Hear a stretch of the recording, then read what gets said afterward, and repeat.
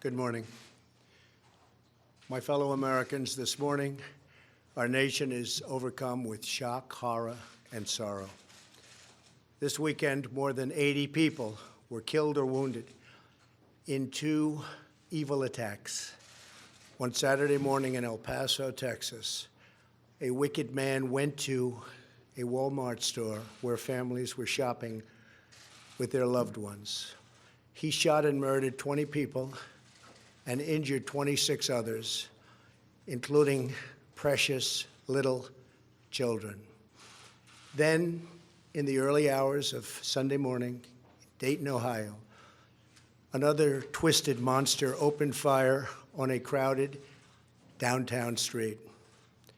He murdered 9 people, including his own sister, and injured 27 others. The First Lady and I join all Americans in praying and grieving for the victims, their families, and the survivors. We will stand by their side forever. We will never forget. These barbaric slaughters are an assault upon our communities, an attack upon our nation, and a crime against all of humanity. We are outraged and sickened by this monstrous evil, the cruelty, the hatred, the malice, the bloodshed, and the terror. Our hearts are shattered for every family whose parents, children, husbands, and wives were ripped from their arms and their lives. America weeps for the fallen. We are a loving nation, and our children are entitled to grow up in a just, peaceful, and loving society.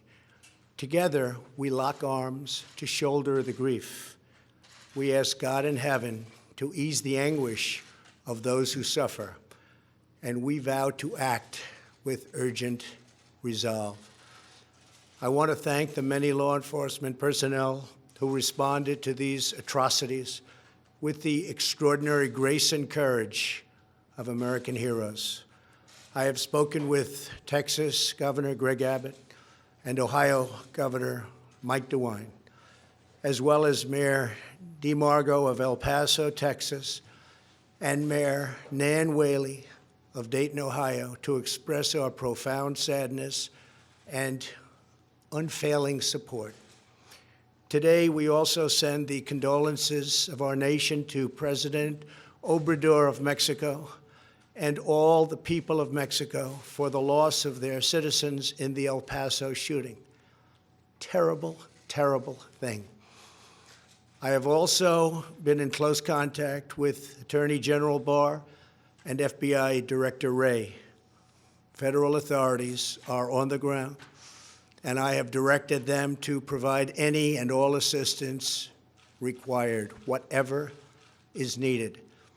The shooter in El Paso posted a manifesto online consumed by racist hate. In one voice, our nation must condemn racism, bigotry, and white supremacy. These sinister ideologies must be defeated. Hate has no place in America. Hatred warps the mind, ravages the heart, and devours the soul. We have asked the FBI to identify all further resources they need to investigate and disrupt hate crimes and domestic terrorism, whatever they need. We must recognize that the internet has provided a dangerous avenue to radicalize disturbed minds and perform demented acts. We must shine light on the dark recesses of the internet and stop mass murders before they start.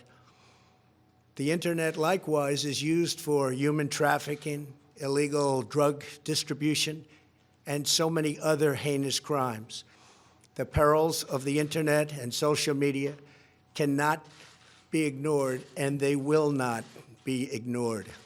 In the 2 decades since Columbine, our nation has watched with rising horror and dread as one mass shooting has followed another, over and over again, decade after decade. We cannot allow ourselves to feel powerless. We can and will stop this evil contagion. In that task, we must honor the sacred memory of those we have lost by acting as one people. Open wounds cannot heal if we are divided. We must seek real bipartisan solutions. We have to do that in a bipartisan manner that will truly make America safer and better for all. First, we must do a better job of identifying and acting on early warning signs. I am directing the Department of Justice to work in partnership with local, state, and federal agencies, as well as social media companies, to develop tools that can detect mass shooters before they strike. As an example, the monster in the Parkland High School in Florida had many red flags against him, and yet nobody took decisive action. Nobody did anything. Why not? Second, we must stop the glorification of violence in our society.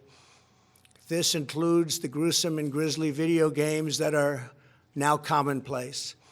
It is too easy today for troubled youth to surround themselves with a culture that celebrates violence.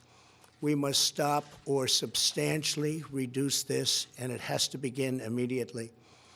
Cultural change is hard, but each of us can choose to build a culture that celebrates the inherent worth and dignity of every human life. That's what we have to do. Third, we must reform our mental health laws to better identify mentally disturbed individuals who may commit acts of violence, and make sure those people not only get treatment, but when necessary, involuntary confinement. Mental illness and hatred pulls the trigger, not the gun. Fourth, we must make sure that those judged to pose a grave risk to public safety do not have access to firearms, and that if they do, those firearms can be taken through rapid due process. That is why I have called for red flag laws, also known as extreme risk protection orders. Today, I'm also directing the Department of Justice to propose legislation ensuring that those who commit hate crimes and mass murders face the death penalty, and that this capital punishment be delivered quickly, decisively, and without years of needless delay. These are just a few of the areas of cooperation that we can pursue. I am open and ready to listen and discuss all ideas that will actually work and make a very big difference. Republicans and Democrats have proven that we can join together in a bipartisan fashion to address this plague. Last year, we enacted the Stop School Violence and Fix NICS Acts into law, providing grants to improve school safety and strengthening critical background checks for firearm purchases. At my direction, the Department of Justice banned bump stocks. Last year, we prosecuted a record number of firearms offenses. But there is so much more that we have to do. Now is the time to set destructive partisanship aside, so destructive, and find the courage to answer hatred with unity, devotion, and love. Our future is in our control. America will rise to the challenge. We will always have, and we always will, win. The choice is ours, and ours alone. It is not up to mentally ill monsters. It is up to us. If we are able to pass great legislation after all of these years, we will ensure that those who were attacked will not have died in vain. May God bless the memory of those who perished in Toledo. May God protect them. May God protect all of those from Texas to Ohio.